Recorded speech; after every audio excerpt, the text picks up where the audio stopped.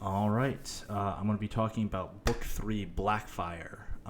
Book 3 of the Cradle series by Will Wight. Um, Start off with the pros, as always, the good things about it. Expansion of the worlds, we get a new area that we've gone to. Um, so each book has been setting up with, one area after another after another. I think that's good. That gives us more depth to the world, right? Because he gets time to build one specific area per book, while we get to potentially hear about other areas. Uh, One thing that could potentially be problematic with that in the future is that, you know, are we going to come back to these places, or are these just like the area of the week type thing?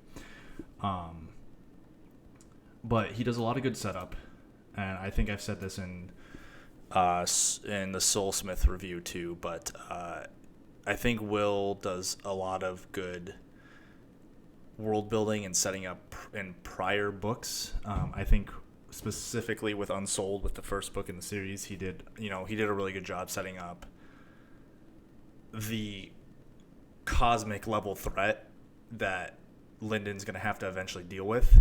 Um, and I think that's really good as a writer. You can easily, if you set it up that early on, you know where your ending point is, and you can work towards that.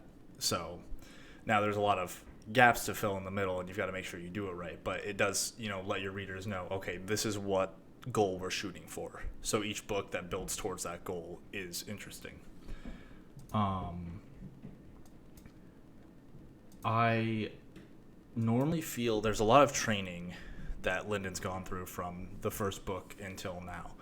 But normally I feel that when characters get, it's cool for them to get like a little bit of a power up here and there, because then it's kind of like a formula, right? You get beat, you got to go back, you've got to train, you've got to get stronger, then you move on to the next, you go to that same challenge, you beat that, but then the next challenge is harder.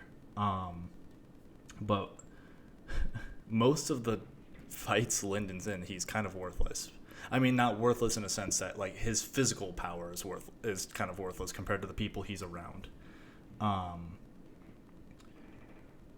But he finds clever solutions out of that, right? But we get more training in here. Minor spoiler, but I mean, people I would assume would figure this out, that Lyndon does get a path, which is really cool. And even with him constantly getting stronger and stronger and stronger, and I feel like it's done pretty quickly because these books are so short, it doesn't feel boring, and it feels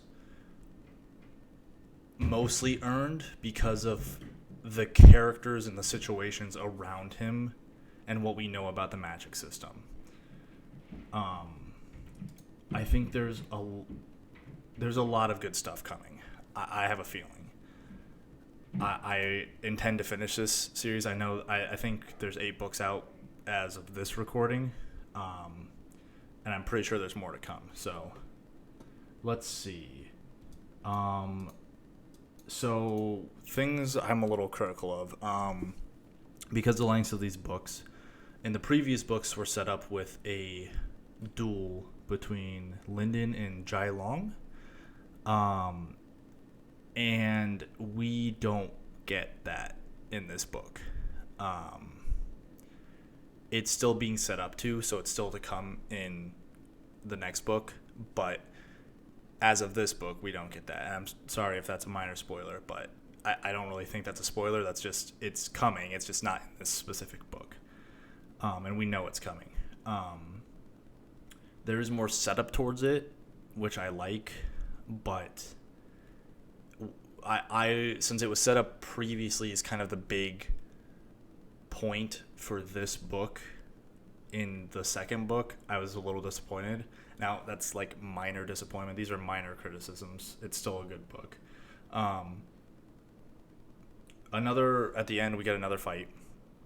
I'm not gonna spoil anything, but it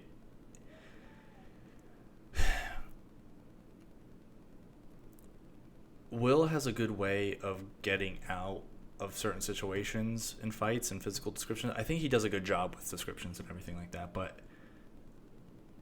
since Lyndon really isn't in the fights. He can kind of, if he's in Lyndon's head, he can get out of that perspective.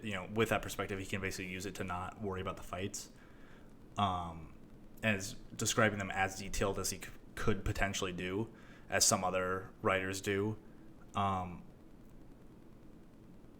the fight scenes he does describe are okay. I don't think they're super over the top interesting. I don't think they're like the best fight writing I've seen. But they're okay.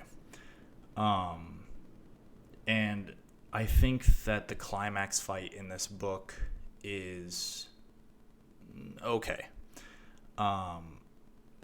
Like when they're this short and there's these big fights that are supposed to mean something, sometimes there's just not enough time to make it feel like it's as much of a threat as it should be.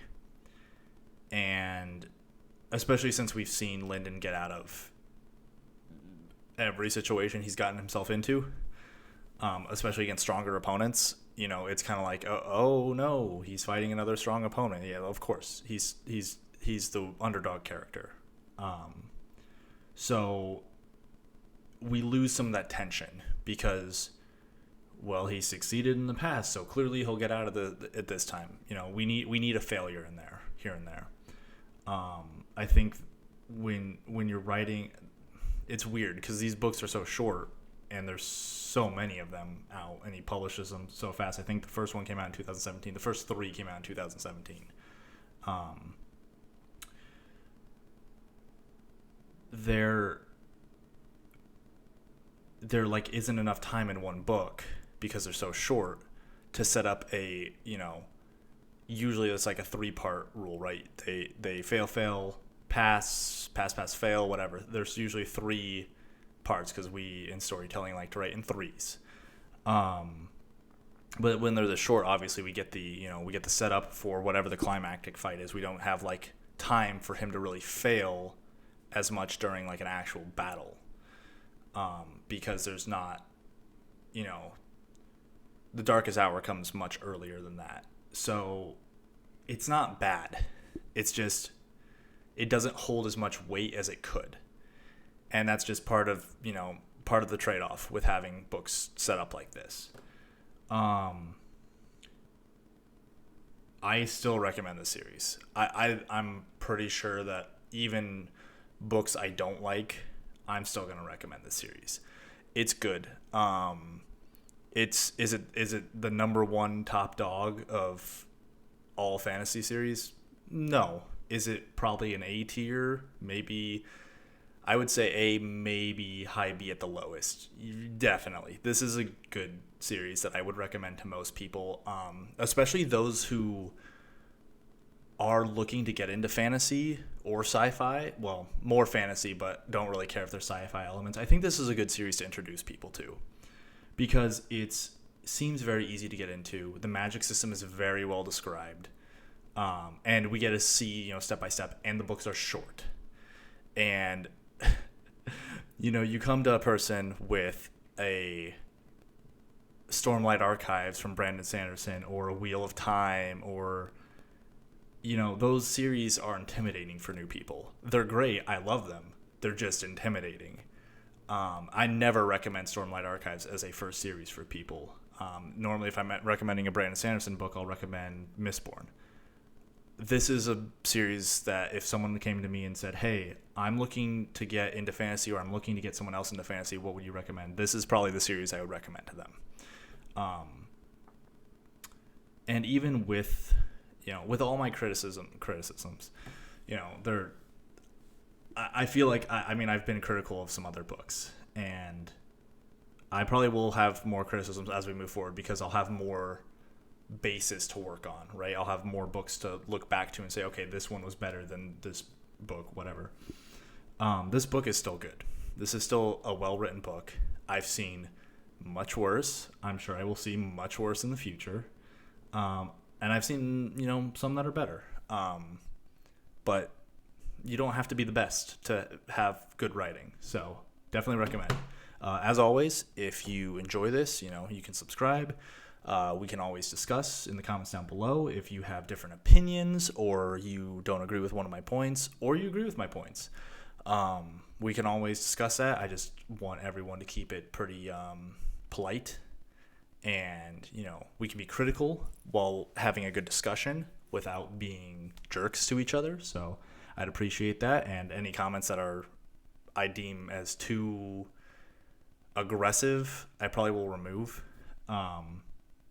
But yeah, let's just have a good discussion about it, and I'll see you guys next time.